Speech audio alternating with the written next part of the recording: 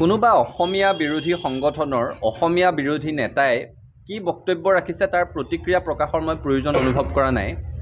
কিন্তু এই কথাটো সঁচা যে লোকপিয়লত আমি মাতৃভাষাটো অসমীয়া নিলিখিলে অসমীয়াটো সংখ্যালঘু হৈ যাব, এই ব্লেকমেইলিংটো অসমীয়া জাতিক বহু বছৰ ধৰি বহু দশক ধৰি কৰি অহা হৈছে। একাংশ লোক আছে অসমত এনেকুৱা যি বিচাৰে যে গোটেই অসমীয়া জাতিটো তেওঁলোকৰ ওচৰত নতমস্তক হৈ থাকক, এই কাৰণেই যাতে তেওঁলোকে লোকপিয়লত নিজৰ মাতৃভাষাটো অসমীয়া বুলি লিখি থাকে। এই ব্লেকমেইলিংটোৰ পৰা অসমীয়া জাতিটো উদ্ধাৰ পাব লাগিব।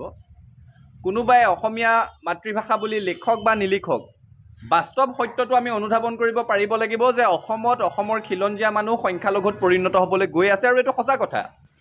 আজি নহ'লে এটা দশকৰ পিছত বা দুটা দশকৰ পিছত বা তিনিটা দশকৰ পিছত অসমীয়া মানুহ অসমতে সংখ্যালঘুত পৰিণত হ'বই। কাৰণ অবাধ গতিত অবৈধ বিদেশীৰ প্ৰব্ৰজন আৰু জনসংখ্যাৰ ব্যাপক বিস্ফোৰণে অসমত জনগাঁথনিৰ পৰিৱৰ্তন কৰি পেলালে, এইটো সঁচা কথা। অসমৰ বহুকেইখন জিলাত খিলঞ্জীয়া মানুহ এতিয়া সংখ্যালঘুত পৰিণত হৈ গ'ল, এইটোও সঁচা কথা। গতিকে কোনোবা অসমীয়া বিৰোধী নেতাই আমাক সোঁৱৰাই দিবলৈ প্ৰয়োজন নাই। আমি খিলঞ্জীয়া মানুহে নিজেই কথাটো উপলব্ধি কৰিব লাগে যে অসমীয়া ভাষাটো সংখ্যালঘুত পৰিণত হ'বলৈ গৈ আছে, অসমৰ খিলঞ্জীয়া মানুহ সংখ্যালঘুত পৰিণত হ'বলৈ গৈ আছে। আৰু এচাম অসমীয়া বিদেশী চক্ৰই সদায় বিচাৰিছে যে আমি তেওঁলোকৰ যাতে হাতে ভৰিৰে ধৰি থাকোঁ, তেওঁলোকক আমি আমাৰ মূৰৰ ওপৰত যাতে তুলি ৰাখোঁ, এই ব্লেকমেইলিংটোতে যে অসমীয়া ভাষাটো তেওঁলোকে নহ'লে মাতৃভাষা বুলি নিলিখিব। ছাত্ৰ সন্থাই ইয়াৰ পৰা পৰিত্ৰাণৰ উপায় বিচাৰিছোঁ, আৰু সেইকাৰণে অসম চুক্তিৰ ৬ নং দফাৰ জৰিয়তে যি সাংবিধানিক ৰক্ষা কৱচৰ কথা কোৱা হৈছে, বিপ্লৱ কুমাৰ শৰ্মা সমিতিৰ প্ৰতিবেদনৰ এক অন্যতম পৰামৰ্শ হৈছে ভাৰতবৰ্ষৰ সংবিধান সংশোধন কৰি অসমৰ ৰাজ্যভাষা আইনখনক চিৰকালৰ কাৰণে স্থায়িত্ব প্ৰদান কৰিব লাগে। কাৰণ ভাৰতবৰ্ষৰ সংবিধানৰ ৩৪৭ নং অনুচ্ছেদত কোৱা আছে, এখন ৰাজ্যৰ এটা বৃহৎ জনসমষ্টিয়ে যদি বিচাৰে যে তেওঁলোকে কোৱা ভাষাটো ৰাজ্যখনৰ মাতৃভাষা হ'ব লাগে, তেতিয়াহ'লে সেই ভাষাটোক ৰাষ্ট্ৰপতিয়ে, সেই ৰাজ্যখনৰ ৰাজ্যভাষা হ'ব লাগে, তেতিয়াহ'লে ৰাষ্ট্ৰপতিয়ে সেই ভাষাটোক ৰাজ্যভাষা হিচাপে স্বীকৃতি দিবলৈ অধিসূচনা জাৰি কৰিব পাৰে। ভাৰতবৰ্ষৰ অনুচ্ছেদৰ ৩৪৭ত এইটো কথা কোৱা আছে। গতিকে সেই দিনটো বেছি দূৰত নাই যেতিয়া এনেকুৱা কোনো অসমীয়া বিৰোধী নেতাই, অসমীয়া বিৰোধী সংগঠনে অসমত আন এটা ভাষাও গোটেই অসমতে ৰাজ্যভাষা হ'ব লাগে বুলি দাবী উত্থাপন কৰিব।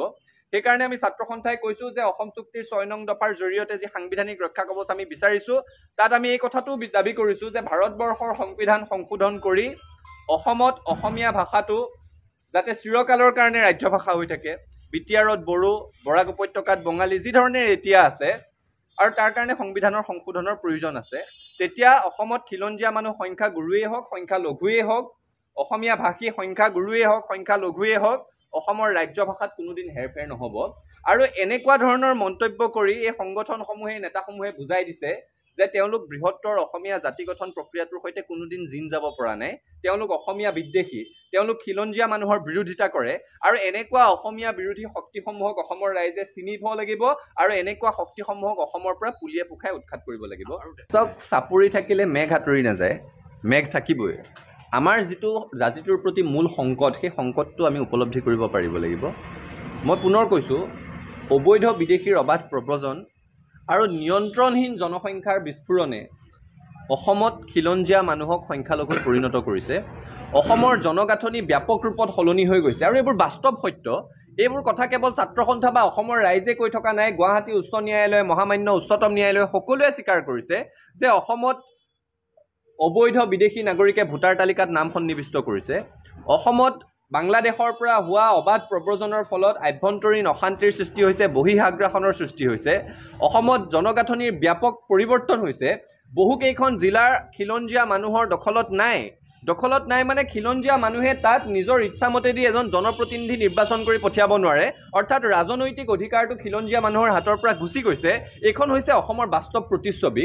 আৰু এতিয়া তেনে কোনো সংগঠনৰ নেতাই আমাক ভাবুকি দিব পৰা হৈছে, মুকলিকৈ আহ্বান জনাব পৰা হৈছে যে তেওঁলোকে অসমীয়া ভাষাটো লোকপিয়লত মাতৃভাষা হিচাপে নিলিখে। নালাগে লিখিব। তেওঁলোকৰ এই ব্লেকমেইলিংটোৰ পৰা আমি ঊৰ্ধত যাব লাগিব। আজি নহ'লেও এটা দশক, দুটা দশকৰ পিছত হ'লেও অসমত অসমীয়া ভাষী মানুহ সংখ্যালঘুত পৰিণত হ'বতো সঁচা কথা। কাৰণ জনসংখ্যা নিয়ন্ত্ৰণত আমি তেওঁলোকক বলে নোৱাৰোঁ। জনসংখ্যাৰ অবাধ বিস্ফোৰণৰ জৰিয়তে বহু জিলা ইতিমধ্যে খিলঞ্জীয়া মানুহৰ হাতৰ পৰা দখল হেৰাই গৈছে। তেনে প্ৰেক্ষাপটত অসমীয়া ভাষাটোক অসমীয়া মানুহ সংখ্যালঘু হৈ গ'লেও যাতে চিৰকালৰ কাৰণে অসমত ৰাজ্য ভাষা হৈ থাকে তেনে চিন্তনেৰে সৈতে আমি আগবাঢ়িব লাগিব। তাৰ কাৰণে সংবিধানৰ সংশোধন লাগিব। ৬ নং দফা সমিতিয়ে যি প্ৰতিবেদন দিছে সেই প্ৰতিবেদনৰ পৰামৰ্শ আখৰে আখৰে কাৰ্যকৰী হ'ব লাগিব আৰু অসমৰ ৰাজ্য ভাষা আইনখনক সাংবিধানিক মৰ্যাদা দি চিৰকালৰ কাৰণে সুৰক্ষিত কৰিব লাগিব।